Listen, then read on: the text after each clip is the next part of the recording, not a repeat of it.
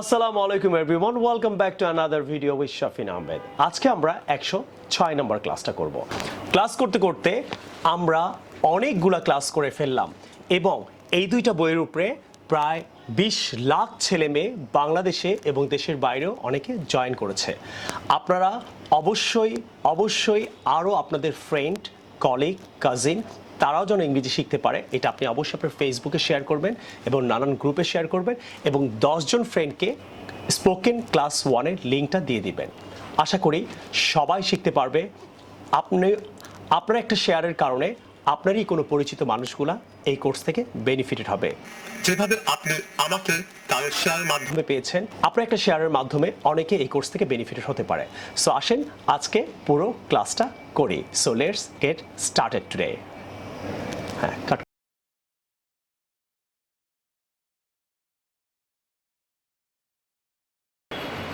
106 নম্বর ক্লাসে আমরা 6 নম্বর পেজ থেকে করব। 106 নম্বর ক্লাসটা আমার এই বই থেকে। আশা করি সবার কাছে বইটা আছে, না থাকলে এখনই অর্ডার করে নেন। বিকাশ করে অবশ্যই আপনারা ফোন দিয়ে অর্ডার করতে পারবেন। 106 নম্বর ক্লাসে আমরা যেটা শিখব, গরিবদের সাথে সম্পর্কিত 35 নম্বর স্ট্রাকচার, 6 নম্বর পেজ। গরিবদের সাথে সম্পর্কিত, রিলেটেড উইথ দ্য পোর।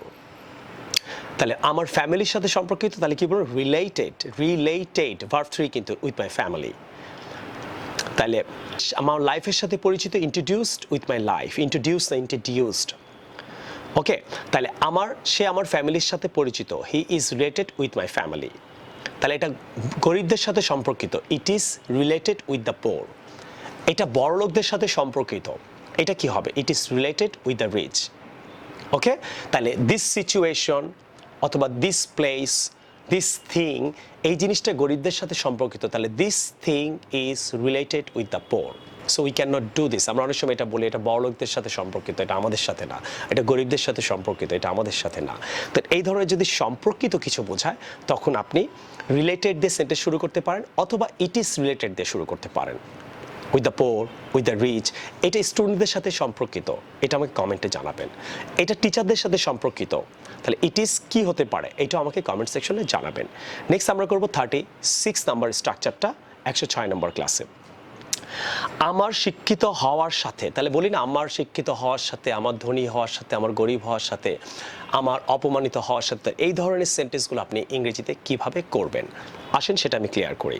তাহলে আমার শিক্ষিত হওয়ার সাথে, উইথ মাই বিং এডুকেটেড, তাহলে আমার অপমানিত হওয়ার সাথে তারা জড়িত, তা দে আর ইনভলভড। আমরা এটা অনেকে বলতে পারি দে আর ইনভলভড, কিন্তু আমার অপমানিত হওয়ার সাথে তারা জড়িত, তাহলে কি হবে? With my being insulted they are involved. Clear? আমার ইন্সপায়ার হওয়ার সাথে, তাইলে with my being inspired my brother helped me. তাহলে আমার ভাই আমাকে সাহায্য করেছিল, my brother helped me. Ujjwal helped me, Ujjwal আমাকে ইন্সপায়ার করেছিল, উজ্জ্বল হেল্পড মি আমার সাকসেসফুল হওয়ার সাথে। তাহলে Ujjwal helped me with my being successful. তাহলে কোনো কিছু হওয়ার সাথে হলে আপনি with plus person plus being, তারপর আপনি নাউন অ্যাডজেক্টিভ বসিয়ে দেবেন। আর যদি ভার্ব হয় তাহলে ভার্ব 3 বসাবেন, যেটা আমরা গত ক্লাসে দেখেছিলাম। ভালো কথা, আপনারা ক্লাস 1 থেকে ক্লাসটা করে আসবেন, তাহলে আপনারা পুরো আমার ক্লাসটা বুঝবেন। এই ক্লাসটা প্রায় আরও 1 বছর চলবে। সো আমি অলরেডি 2 বছর 2টা বইয়ের উপরে ক্লাস করাচ্ছি, আরও 1 বছর চলবে, ইনশাল্লাহ আপনারা পারবেন।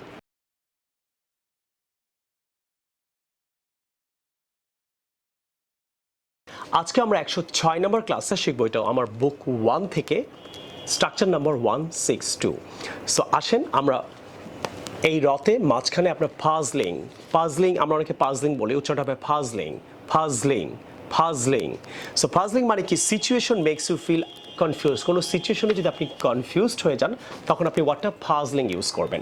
যেমন আপনাকে কেউ কোনো অঙ্ক বুঝাচ্ছে, আপনি বুঝতে পারছেন না, তখন বলতে পারেন আপনি কনফিউজড হলেন। আই এম কনফিউজড না বলে আপনি বলতে পারেন দিস ইজ ফাজলিং। কেউ আপনাকে কোনো কিছু কনভারসেশন করছে, কিছু বুঝাচ্ছে কারো ব্যাপারে, আপনি বুঝতে পারছেন না, তখন বল দিস ইজ ফাজলিং, মানে আমি কনফিউজড হয়ে যাচ্ছি। কেউ আপনি কোনো টাকার হিসাব বোঝাচ্ছে, আপনি বুঝতে পারছেন না, তখন আপনি আই এম কনফিউজড না বলে আই এম ফাজলিং বলতে পারেন। সো আশা করি অ্যাডভান্স ওয়ার্ডটাও কিন্তু আপনার কাজে লাগবে। তুমি যা বলতেছো দিস ইজ ভেরি কনফিউজিং না বলে দিস ইজ ভেরি ফাজলিং বলতে পারেন। What you are talking about, this is very puzzling. Okay, what you're trying to say, this is puzzling. আপনি যদি কোনো কোর্স কারো ক্লাস আমার ক্লাস করে আপনি বোঝেন না তাহলে বলবেন ইয়োর প্রেজেন্টেশন ইজ ফাজলিং, মানে আপনি কনফিউজড হয়ে যান কোনো কিছু বুঝে। সো আপনি এই ধরনের যে কোনো সিচুয়েশন যদি আপনাকে কনফিউজড করে, এখানে ইংরেজিতে situation makes you feel confuse, আপনি কনফিউজ ফিল করছেন, তখন আপনি কি বলবেন? ফাজলিং। আশা করি 106 নম্বরে এই অ্যাডভান্স ওয়ার্ডটা আপনার ভালো লাগলো।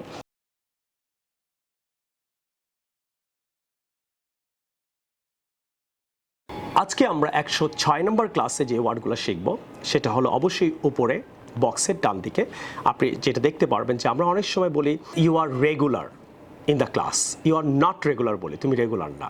তো রেগুলার নট রেগুলার না বলে আমরা এক্স্যাক্ট ওয়ার্ডটা বলতে পারি you are irregular, you are irregular, unregular না কিন্তু। তাহলে ইউ আর নট রেগুলার না বলে আপনি ডাইরেক্ট বলেন ইউ আর ইরেগুলার, এতে কিন্তু শুনতেও ভালো লাগে।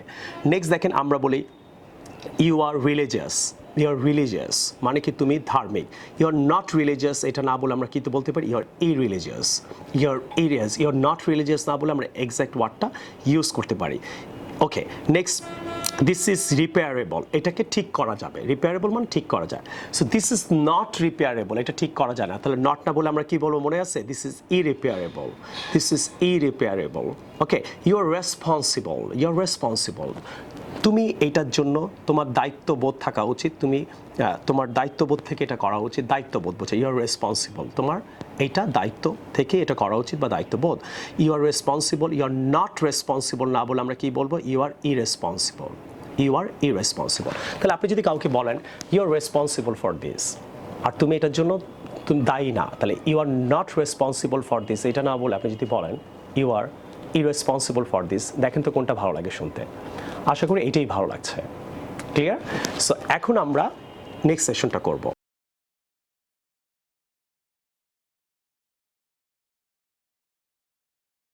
এখন আমরা 106 নম্বর ক্লাসে আমরা যেটা শিখবো 28 নম্বর স্ট্রাকচারটা। ইমরান বলছে where will you meet your friends, তোমার ফ্রেন্ডের সাথে কোথায় দেখা করবো। Where will you meet with your friend হবে না, মিটের সাথে উইথ বসে না, এই একটা ওয়ার্ড ইংরেজিতে আছে ভার্ব যেটার সাথে কোনোদিন উইথ হয় না। আনসার বলছে I will meet them at the birthday party, তো বার্থডে পার্টি চেঞ্জ করতে পারেন, I will meet them at the marriage day party, I will meet them at my friends house, আপনি এই জায়গাটা চেঞ্জ করতে পারেন। When will they get there, আবার দেখেন গেট দেয়ার, তারা সেখানে কখন যাবে, গো দেয়ার না কিন্তু গেট দেয়ার, তার মানে আমরা গো কামের ক্ষেত্রে আমরা গেট ইউজ করতে পারি। ওয়েন উইল দে গেট দেয়ার, তারা কখন সেখানে যাবে। আই ডোন্ট নো ইয়েট, আমি এখনও জানি না, তাহলে তারা কখন সেখানে যাবে, ওয়েন উইল দে গেট দেয়ার। তাহলে গেটটা আমরা গত ক্লাসেও পড়েছিলাম, মনে আছে তো? আমি এখনও জানি না, I don't know yet. Okay, so তাহলে এখান থেকে আমরা কি শিখলাম যে মিটের সাথে আমরা উইথ বলবো না, আর গেটের জায়গায় আমরা গো এর জায়গায় আমরা গেট ইউজ করবো। Okay, I will meet them at the birthday party, কারোর সাথে আপনার যদি দেখা হয় আপনি তার আগে অ্যাড বলতে পারেন। I will meet my friends at the university, I will meet my cousin at the marriage day party. আমরা এখান থেকে এটাও শিখলাম। সো 106 নম্বর ক্লাসটা আশা করি আপনাদের ভালো লাগলো। আসলে এখন আমরা নেক্সট সেশনটা করব।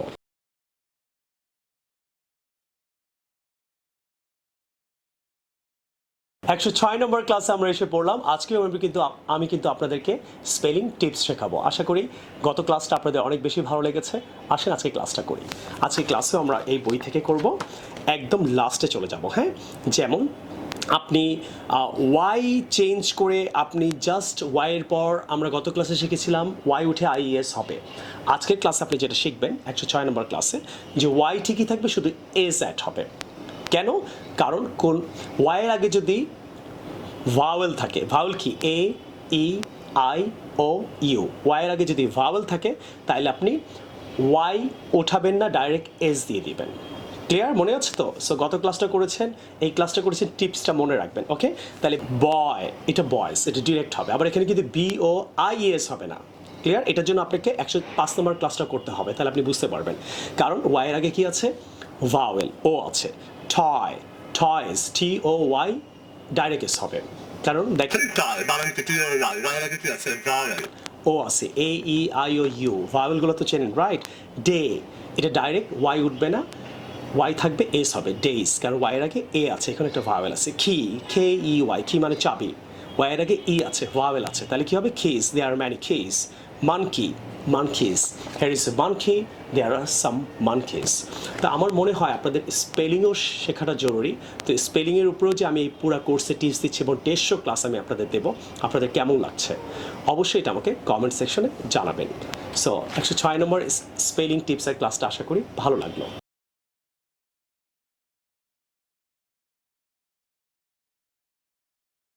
আজকে আমরা কারেক্ট অ্যান্ড ইনকারেক্ট সেন্টেন্স নিয়ে কথা বলবো আজকের ক্লাসে। সেটা হলো পেজ নাম্বার 1 to 9 থেকে আমার বুক 1।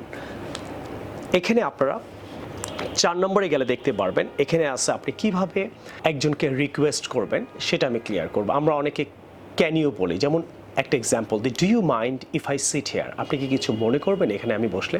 আমরা অনেক সময় বলি can I sit hair, may I sit hair, এগুলো হবে, কিন্তু আপনি আরও ফর্মালভাবে যদি ইংরেজিটা বলতে চান তাহলে বলবেন do you mind if I sit here, আপনি কিছু মনে করবেন আমি যদি এখানে বসি? আনসার আপনি বলতে পারেন no that's fine, that is fine না বলে দ্যাটস ফাইন, দ্যাটস ওকে, আপনি এটাও বলতে পারেন। ক্লিয়ার? তাহলে আপনি আরও চেঞ্জেস করতে পারেন, সিটের নিচে আন্ডারলাইন করেন, করে আপনি আরও চেঞ্জ করেন। Do you mind if I talk to you, do you mind if I borrow your pen, আমি যদি আপনার কলমটা একটু ধার নেই। Do you mind if I have your name, if I know your name, আমি যদি আপনার নামটা জানতে চাই আপনি কি কিছু মনে করবেন? ক্লিয়ার? তো আপনার কিন্তু আরও চেঞ্জেস করে আরেকটু কারেক্টভাবে আরেকটু সুন্দরভাবে আপনি এই সেন্টেন্সগুলো বলতে পারেন।